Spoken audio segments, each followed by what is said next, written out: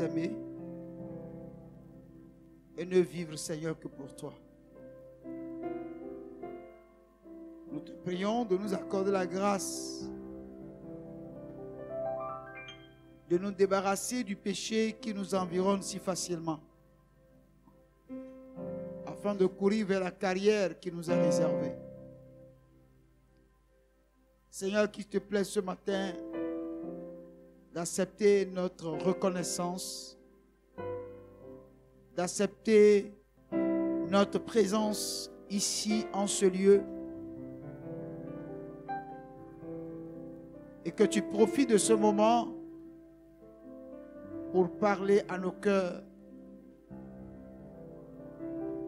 nous dire les conseils qui viennent droit de ton cœur, nous réprimander s'il le faut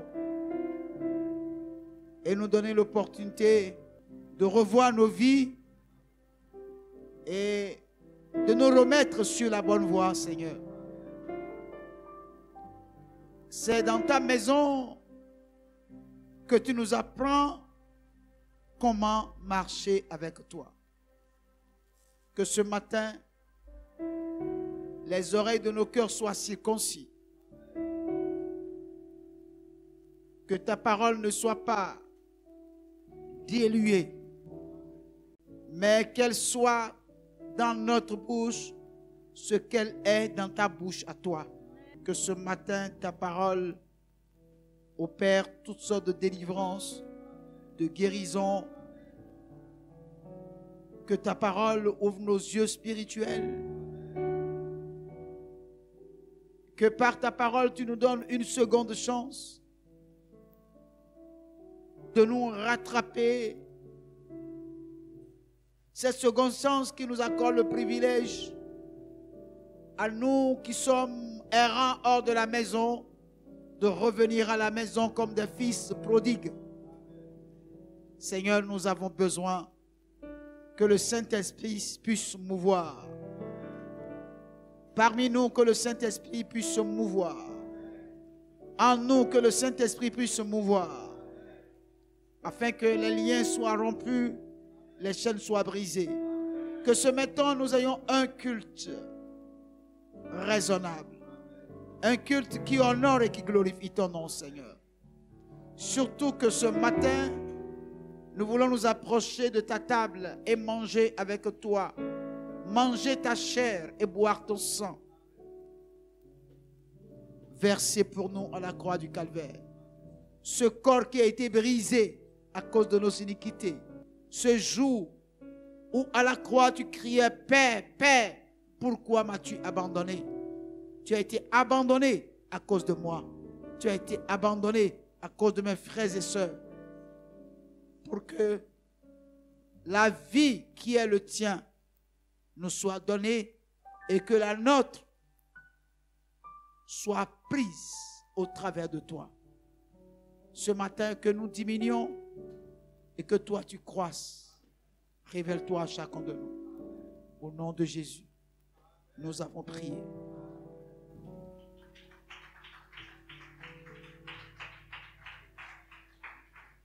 Une fois encore, le Seigneur nous donne le privilège de manger à sa table.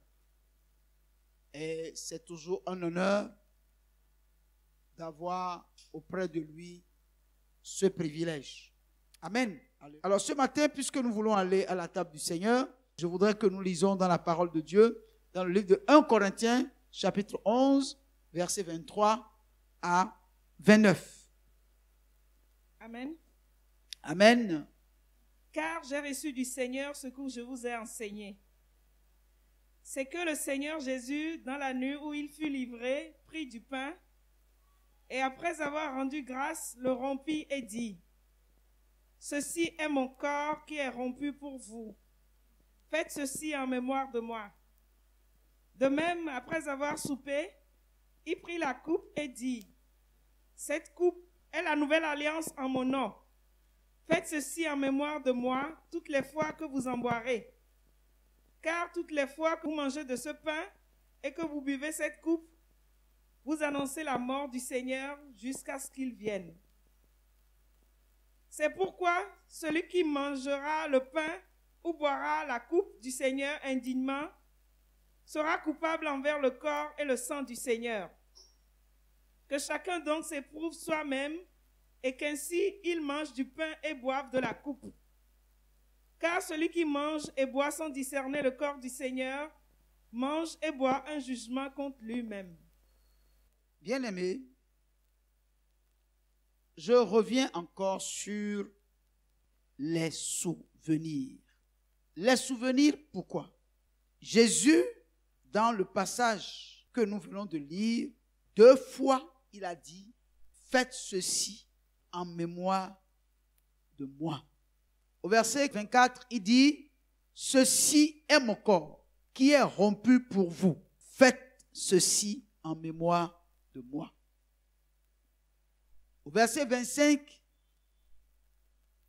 il dit, cette coupe est la nouvelle alliance en mon sang.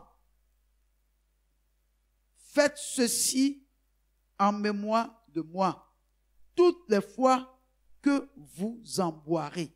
Et ici, je veux nous dire que les souvenirs ou se souvenir est la chose la plus importante qu'un homme doit toujours avoir en mémoire. Ne pas se souvenir veut dire qu'on est malade.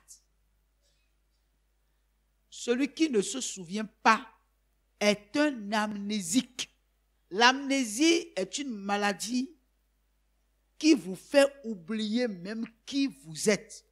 Se souvenir est la meilleure chose qui puisse nous arriver et qui pourra nous aider à réussir dans la vie. Celui qui a la mémoire courte ne peut pas évoluer, ne peut pas avancer et ne peut pas réussir dans la vie. Et Dieu sait que nous sommes de nature à vite oublier. Surtout, nous arrivons très vite à oublier les événements. Bien-aimés, si Jésus, en donnant le pain, a dit, voici mon corps qui a été brisé pour vous. Faites ceci en mémoire de moi. Mangez ceci en mémoire de moi. S'il a pris la coupe, il a dit, voici le sang de la nouvelle alliance qui a été rompu pour vous.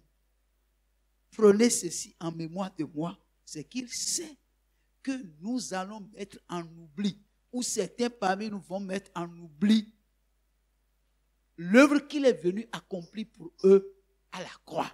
Alléluia. Dans le livre de Romains, chapitre 7, verset 14, Paul va nous dire, nous savons en effet que la loi est spirituelle, mais moi je suis charnel, vendu au péché. Gloire à Dieu. La loi est spirituelle. Nous savons en effet que la loi est spirituelle, mais moi je suis charnel. Charnel pourquoi? Parce que j'ai été vendu au péché. Ce qui veut dire que je suis esclave du péché. Alléluia.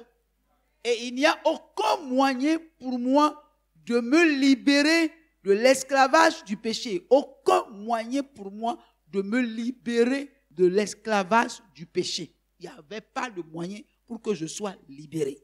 Dans 2 Corinthiens chapitre 5, versets 20 à 21, la parole de Dieu va nous dire ceci.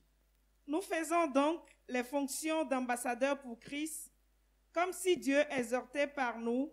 Nous vous en supplions au nom de Christ, soyez réconciliés avec Dieu. Celui qui n'a point connu le péché, il a fait devenir péché pour nous, afin que nous devenions en lui justice de Dieu. La Bible dit que nous, qui avons été saisis par Christ, nous faisons fonction d'ambassadeurs pour Christ, comme si Dieu exhortait par nous. Alléluia. Ça veut dire que nous, qui sommes des chrétiens, nous représentons Christ sur la terre. Donc, si ceux qui ne connaissent pas le Seigneur nous rencontrent, ils doivent constater que nous représentons quelqu'un. Ils doivent voir l'aspect, l'image, le caractère, le comportement, la manière de faire, de s'habiller de celui que nous représentons au travers de nous. Nous faisons ambassadeurs. Nous faisons fonction d'ambassadeurs pour le Christ. Gloire à Dieu. Alors, si vous oubliez que vous représentez quelqu'un et que celui que vous représentez doit être dignement représenté, mais que vous oubliez, ça veut dire que quand on vous voit, l'image que vous présentez à ceux qui vous voient sera contraire à l'image que l'on connaît de celui que vous êtes censé représenter. Et pour cela, il dit, nous vous en supplions au nom de Christ. Nous vous en supplions au nom de Christ. Soyez réconciliés avec Dieu. N'oubliez pas que Paul ici est en train de parler à l'église de Corinthe. Et parmi toutes les églises de Paul, l'église de Corinthe est celle qui a plus de dons spirituels, mais qui s'est laissée beaucoup plus à la chair qu'à l'esprit. Pourquoi? Parce que le comportement de ces chrétiens au sein de l'église laisse beaucoup à désirer. Malgré la présence des dons, malgré la présence de l'Esprit de Dieu dans leur vie, ils ne se sont laissés jamais conduire par l'Esprit de Dieu et ils faisaient des choses de manière à ce que même ce qu'ils faisaient, Paul disait qu'on ne peut même pas voir cela parmi les païens. Mais pourtant, c'était des chrétiens qui avaient le don du Saint-Esprit. Les dons du Saint-Esprit se manifestaient au travers d'eux, mais leur comportement, leur caractère, tout ce qu'ils faisaient démontrait qu'ils étaient des païens dans la peau du Christ. Et Paul était en train de dire, mais pourtant vous devez savoir que vous êtes des ambassadeurs de Christ sur la terre. Vous le représentez devant la nation. Quand les gens vous voient, ils doivent voir Christ au travers de vous. Je vous en supplie, soyez réconciliés avec Dieu. Je vous en supplie, quittez le péché et revenez à Dieu. Réconciliez avec Dieu. Sachez que vous êtes des ambassadeurs de Christ. Vous ne devez pas continuer à vivre la vie que vous vivez là. C'était cette vie que vous viviez. Et Christ est venu vous racheter. Vous étiez vendus au péché, mais Christ est venu vous racheter. Maintenant, vous faites fonction de son ambassadeur. C'est vous qui devez montrer la vie de Christ aux autres. Mais ce que vous faites là, c'est une honte. Cessez de faire cela. Je vous en supplie. Soyez réconciliés avec Dieu. Et la même chose que Paul dit ici, moi-même, en tant que votre leader, je vous dis, je vous en supplie. Je vous en supplie, revenez à Dieu. Vous qui continuez de vivre la vie des païens, tout en étant des chrétiens, tout en confessant le Christ, tout en parlant en langue, je vous en supplie, revenez à Dieu, soyez réconciliés avec Dieu. Pourquoi? Parce que Paul a dit aux Romains, la loi est spirituelle. Mais moi, je suis charnel, vendu au péché. C'est parce que je suis esclave du péché que je n'arrive pas à appliquer la loi. Mais la Bible nous dit, au verset 21 du chapitre 5, celui qui n'a point connu de péché, il l'a fait devenir péché pour nous. Qui l'a fait devenir péché?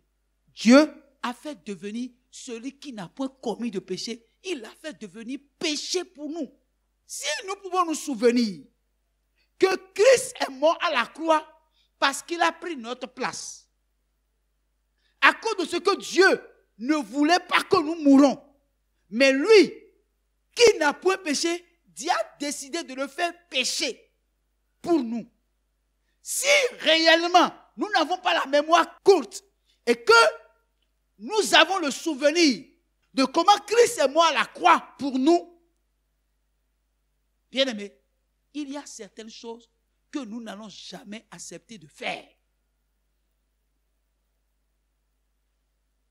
Même si ça doit être au prix de notre vie, il y a certaines choses que nous n'accepterons jamais de faire parce que celui qui n'a point commis de péché, Dieu lui a fait pécher à cause de toi, à cause de moi, pour que nous puissions faire fonction de son ambassadeur sur la terre.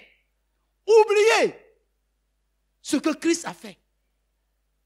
Alors que nous étions tous errants, comme des brebis, sans berger. Et l'Éternel a fait tomber sur lui l'iniquité de nous tous. Si nous nous rappelons de ces choses, je vous dis, aucun sacrifice pour nous ne sera de trop. Ne serait-ce que manifester notre reconnaissance à l'endroit de celui-là qui n'a point péché, mais dont on a fait péché pour nous, afin que nous ne soyons plus esclaves du péché, si nous n'avions pas la mémoire courte. Ou si nous n'avons pas la mémoire courte, aucun sacrifice ne sera de trop pour que nous soyons fidèles à ce Christ qui est mort à la croix pour nous. Bien-aimés, il dit, afin que nous devenions en lui justice de Dieu. Quand les gens nous voient, quand les gens nous fréquentent, quand les gens nous entendent, quand les gens regardent notre manière de nous habiller, notre façon de parler, notre manière de rechercher la paix, travailler pour la réconciliation, ils n'ont même pas besoin d'être évangélisés avant de dire, ceux-là, je vais les suivre. Les gens ne doivent pas voir la religion au travers de nous, mais les gens doivent voir le Christ au travers de nous. Aujourd'hui, en réalité, tout ce que nous faisons transparaître, c'est la religion. Mais les hommes n'ont pas besoin de la religion. Les hommes ont besoin de Christ. Et ils veulent voir Christ au travers de ceux qui professent le Christ. Mais le problème, c'est que nous avons la mémoire courte. Nous ne nous souvenons pas. Nous avons oublié ce qui s'est réellement passé. Ou dans le jardin de Gethsémani, Jésus a été obligé de dire, Seigneur, voyant la mort, l'agonie qu'il atteint, il dit, Seigneur, il dit, Père, si tu pouvais éloigner cette coupe de moi. C'était la première fois où Jésus a prié et a demandé au Père de ne pas lui permettre d'aller plus loin. Mais comme le Fils est soumis au Père, il dit, Père, toutefois, que ta volonté soit faite.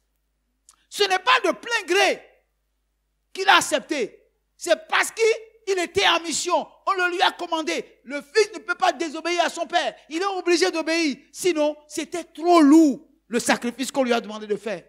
Mais il dit, mais toutefois, que ta volonté soit faite. Est-ce que chacun de nous, nous nous souvenons de cette prière? Est-ce que nous nous souvenons que dans le jardin de Gethsémani, il est allé jusqu'à demander si seulement cette coupe pouvait s'éloigner de moi, Père? Il veut dire qu'il a prié. Et la sueur qui sortait de son corps était comme des goulements de sang. Tellement il était angoissé. Mais il fallait qu'il le fasse. Sinon nous sommes condamnés. Sinon nous n'avons pas droit à la cité céleste. Et puis finalement, tout ça là s'est passé. Et Christ nous a saisis. Et nous nous sommes donnés à lui. Et subitement, à un moment donné de notre marche chrétienne, nous avons oublié tout ça. Et nous sommes retournés au péché. Nous nous sommes retrouvés dans les calomnies, dans les mensonges, dans les rivalités, dans les querelles. Nous sommes retrouvés dans les confusions. Nous sommes retrouvés dans les histoires de religion. Et nous avons oublié que nous faisons fonction d'ambassadeur. C'est-à-dire que ta présence représente le ciel sur la terre. Est-ce que nous savons ça? Et lorsqu'on attaque un ambassadeur dans un pays, c'est que le pays que la personne représente se met en guerre contre la nation où il le représente. Il a dit, ne touchez pas à mes oins et ne faites pas de mal à mon nul.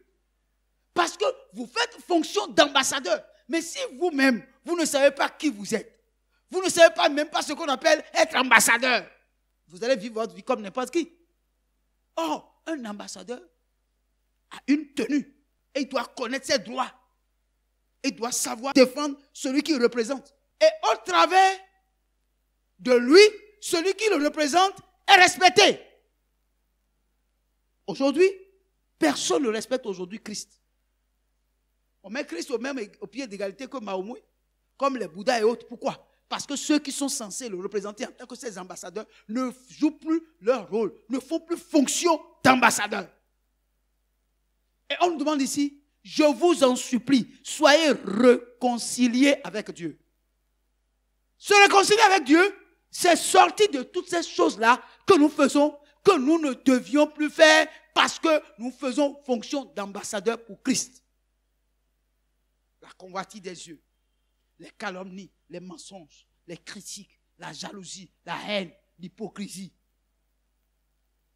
la fornication, l'adultère, la luxure, toutes ces choses que vous connaissez que vous ne devez plus faire, mais dans lesquelles vous vivez tous les jours. Je vous en supplie, et venez et réconcilions-nous avec Christ. N'ayons pas la mémoire courte. Dans Deutéronome 15, verset 15. Tu te souviendras que tu as été esclave au pays d'Égypte et que l'Éternel ton Dieu t'a racheté. C'est pourquoi je te donne aujourd'hui ce commandement.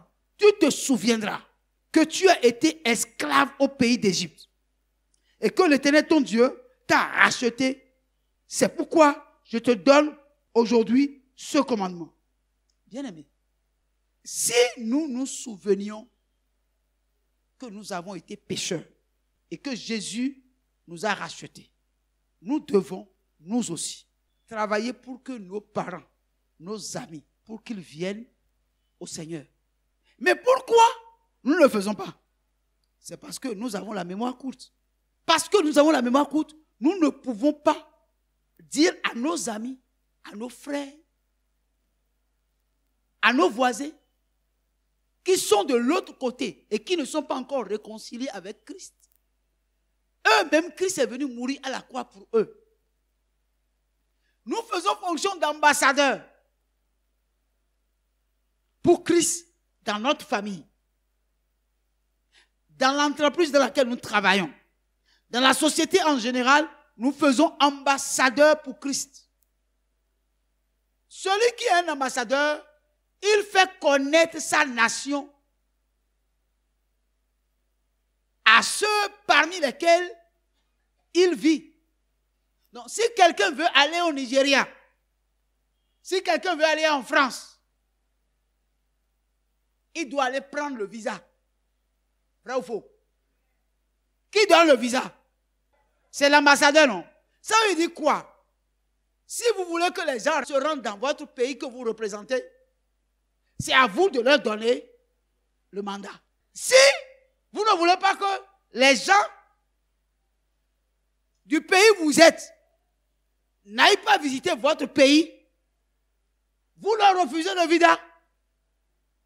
Par conséquent, vous n'allez pas leur faire connaître votre ambassade où ils doivent venir pour prendre le visa.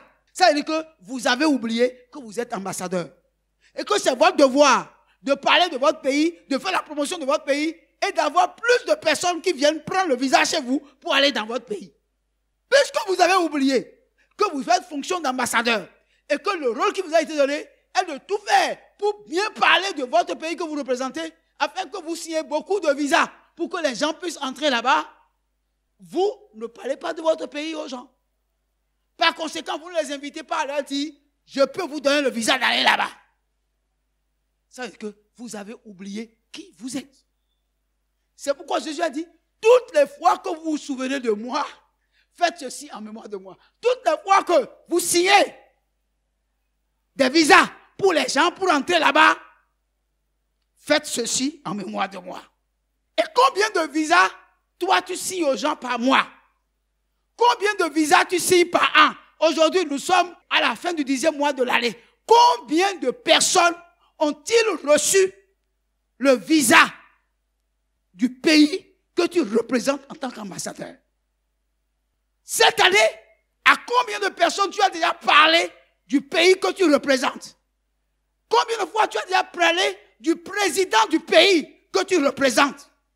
Oh, il dit, c'est en faisant ces choses-là que tu te souviens de moi. Toutes les fois que tu te souviens de moi, faites ceci en mémoire de moi. Comment faisons-nous donc fonction d'ambassadeur pour Christ? Quelqu'un peut répondre favorablement? Combien de Béninois visitent la France par an? Pourquoi? Combien de personnes visitent les États-Unis? Béninois visitent les États-Unis par an.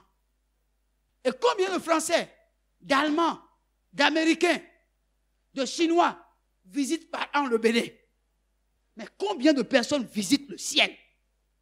Alors que le seul ambassadeur de la Chine a déjà envoyé des millions de Béninois en Chine. Mais toi seul, là, tu n'as pas encore envoyé 10 personnes dans ton pays. Qu'est-ce que tu veux? Quelle prime tu veux que celui que tu représentes te donne? Et parce qu'il sait que nous pouvons oublier qui nous sommes, il a institué la Sainte Seine pour que, en nous souvenant de lui, nous nous rappelons pour quelle raison nous sommes ambassadeurs et que nous jouons pleinement notre rôle. Non seulement par notre comportement, notre manière d'être avec les autres, notre manière d'être avec nous-mêmes et notre manière de parler du pays d'où nous venons, que nous représentons. Bien-aimés, toutes les fois que nous venons ici pour prendre la Sainte Seine, nous devons nous rappeler, est-ce que je suis digne? C'est pourquoi il va dire dans 1 Corinthiens chapitre 11, au verset 26, il faut me lire ça. Car toutes les fois que vous mangez de ce pain et que vous buvez cette coupe, vous annoncez la mort du Seigneur jusqu'à ce qu'il vienne. Vous annoncez la mort à qui? Aux autres. Qui sont les autres? Les païens. Vous annoncez ma mort. C'est pourquoi celui qui mangera le pain et boira la coupe du Seigneur indignement sera coupable envers le corps et le sang du Seigneur. Voilà. Vous comprenez? Indignement, c'est quoi? Indignement, c'est quoi? Ce n'est pas seulement péché. Non. Si tu n'annonces pas l'évangile, si tu ne parles pas du royaume que tu représentes, si tu ne prêches pas l'évangile aux païens, si tu ne leur dis pas la raison pour laquelle Christ est mort à la croix et qu'ils ont besoin d'avoir Jésus dans leur vie, tu vois, en mangeant et en buvant le pain et le vin, tu es en train de prendre cela indignement. Tu n'es pas digne de prendre ça parce que tu ne représentes pas dignement le Seigneur. Tu ne fais pas dignement fonction de l'ambassadeur que tu es. Gloire à Dieu. Beaucoup de personnes pensent que non, bon, si j'ai menti, je ne dois pas aller prendre, je vais confesser. Non, ce n'est pas seulement ça. Est-ce que la fonction d'ambassadeur, est-ce que tu joues pleinement le rôle là? Est-ce que tu annonces la mort et la résurrection du Christ aux gens? Est-ce que tu leur parles du royaume des cieux? Est-ce que tu leur parles de la colère à venir pour leur dire fuyez la colère à venir, sortez du milieu d'eux et venez en Christ? Est-ce que tu annonces ça? Si tu ne fais pas toutes ces choses en réalité en prenant le pain et le vin, tu es en train de prendre quelque chose d'indigne. Tu n'es pas digne de prendre ça parce que tu ne joues pas pleinement ton rôle d'ambassadeur. Lis le reste. Que chacun donc s'éprouve soi-même et qu'ainsi il mange du pain et boive de la coupe. Donc, chacun s'éprouve soi-même. Est-ce que je mérite de prendre ça? Qu'est-ce que je fais qui me permet de dire que je mérite de prendre le corps et le sang? Est-ce que je joue pleinement le rôle qui est le mien en tant qu'ambassadeur en fonction? Que chacun s'éprouve lui-même. Bien-aimés frères, je pense que Dieu ne peut plus nous parler plus que ça. Chacun doit prendre conscience de la réalité de sa vie spirituelle. Chacun de nous doit prendre conscience pour savoir, comme je suis chrétien, je suis ambassadeur en fonction. Et le rôle de l'ambassadeur, c'est d'annoncer la mort et la résurrection du Christ. C'est d'annoncer le royaume des cieux qui vient. C'est d'annoncer la colère de Dieu qui vient à ceux qui ne connaissent pas pour qu'ils entrent avant qu'il ne soit trop tard. Si je ne suis pas capable d'annoncer, je suis au moins capable d'inviter pour que la personne écoute la parole de Dieu et que je l'incite à revenir jusqu'à ce que Christ soit établi en lui. Que faisons-nous, frères? Ne sommes-nous pas égoïstes? Oui, nous le sommes. Et nous sommes tous coupables. Tous coupables. Mais Dieu ne veut pas la mort du pécheur. Il a parlé pour que nos yeux puissent s'ouvrir. Il a parlé pour que nous puissions nous souvenir. Il a parlé pour que nous nous levons et que nous nous réconcilions avec lui et que nous nous lançons maintenant dans la fonction d'ambassadeur que nous sommes et que nous jouons pleinement notre rôle. C'est là ce que Dieu fait. C'est pourquoi à ta place, tu vas baisser ta tête et tu vas parler au Seigneur. Je ne sais pas ce que le Seigneur t'a dit. Je ne sais pas ce que tu as retenu. Mais je veux qu'à ta place, tu élèves ta voix et que tu parles au Seigneur. Tu es un sacerdoce royal. Tu ne dois pas mener une vie de débauché. Tu ne dois pas mener une vie de jalousie, de haine. Tu ne dois pas jouer le rôle de destruction, de briser des amitiés. Tu ne dois pas jouer le rôle de rapporteur, de colporteur de mauvaises nouvelles. Tu ne dois pas jouer le rôle de menteur, car c'est le diable qui est le menteur dès son commencement. Il est le père du mensonge. Tu ne dois pas être continuellement en palabre avec les gens, en désaccord avec ton mari, avec tes enfants, avec tes parents. Tu ne dois pas tout le temps en train de te mettre en colère et agir après la colère de façon indigne. Non. Tu fais fonction d'ambassadeur pour Christ. C'est pourquoi tu ne dois pas avoir la mémoire courte. Tu dois pardonner régulièrement et garder ton cœur en état de pureté parce que tu es en fonction d'ambassadeur pour Christ. Et tu dois savoir que le rôle des ambassadeurs est de tout faire pour faire connaître son pays aux gens, de les inciter à aller faire du tourisme dans son pays. Et on ne peut pas aller dans son pays sans passer par lui, l'ambassadeur, pour recevoir le visa d'entrée. Et c'est toi, ma soeur, c'est toi qui donnes le visa d'entrée au ciel aux gens, en leur donnant le témoignage de ce que Jésus a fait pour l'humanité sur la croix. Nous faisons fonction d'ambassadeur pour le Christ. C'est notre rôle, c'est notre devoir d'annoncer le royaume de Dieu, d'annoncer l'avènement du Christ, d'annoncer que seul Christ peut permettre à l'homme d'hériter le royaume de Dieu. Dieu ne doit jamais à ses ambassadeurs. Il sait qu'en tant qu'ambassadeur, vous devez être bien logé. Il sait que vous devez être bien nourri, bien vêtu. Il sait que vous ne devez manquer absolument de rien. C'est pourquoi David a dit, l'Éternel est mon berger, je ne manquerai de rien. Il me fait conduire dans de verts pâturages. Son bâton et sa roulette me rassurent. Parler de son royaume, exciter les gens à aller en tourisme dans ce royaume-là. Et je suis sûr, quand ils vont aller en tourisme dans ce royaume, ils ne reviendront plus. Ils verront que non, il n'y a pas mieux ailleurs que dans le royaume. Que la Sainte Seine réveille en toi la fonction à laquelle tu as été appelé. Que la Sainte Seine réveille en toi qui tu étais et qui tu es devenu.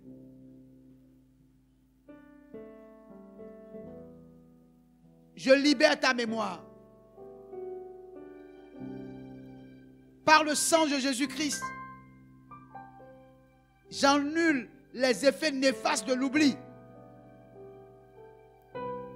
de ta vie, de ta pensée, de ton cœur, de ton être tout entier. Que tes yeux s'ouvrent et que tu te souviennes de ce que tu étais esclave du péché, mais maintenant que tu ne l'es plus parce que Christ t'a racheté. Que l'ombre qui coupe ta mémoire pour te faire oublier les bienfaits de Christ dans ta vie soit effacée par le sang de Jésus. Qu'à partir de maintenant, Que le Saint-Esprit te rappelle que tu es son ambassadeur. Et que tu entres en fonction maintenant dans le nom de Jésus. Que tu sois le digne représentant de ton Seigneur qui t'a établi. S'il t'a sauvé et ne t'a pas arraché la vie, c'est parce qu'il sait que sur cette terre, il y a des âmes qui ne viendront à lui que par toi. Et que tu es appelé à donner des visas pour le ciel à tes amis, à tes camarades, à tes parents, à tes frères, à tes soeurs, même à tes ennemis. Je sanctifie ce pain, je sanctifie ce vin,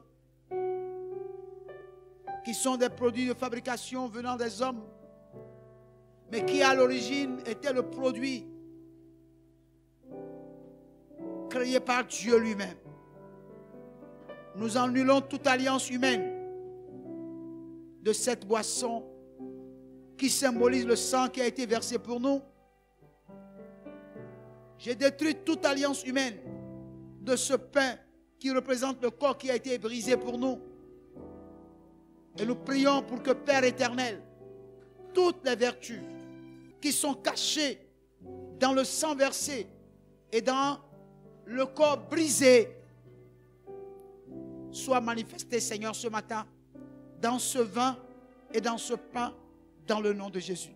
Je prie pour que toutes les personnes qui viendront, remplissant la condition de pouvoir venir prendre, ne prennent pas un jugement contre eux-mêmes, mais que cela soit la confirmation de leur fonction en tant qu'ambassadeur. Que tu renforces leurs capacités spirituelles et que tu leur donnes le privilège d'aller et de parler de toi, de parler du royaume, et qu'ils discernent des visas pour permettre à certaines personnes de rentrer dans le royaume. Seigneur, accomplis-le pour ta gloire. Que ce matin, quelque chose puisse se passer dans la vie de quiconque viendra prendre cette scène ce matin. Que l'onction envahisse une telle personne. Seigneur, que ce soit comme si maintenant la personne est commissionnée. Oh Dieu, Paul a dit, malheur à moi si je n'annonce pas l'évangile. Que ta parole soit accomplie, maintenant et à jamais. Au nom de Jésus, j'ai prié. Amen.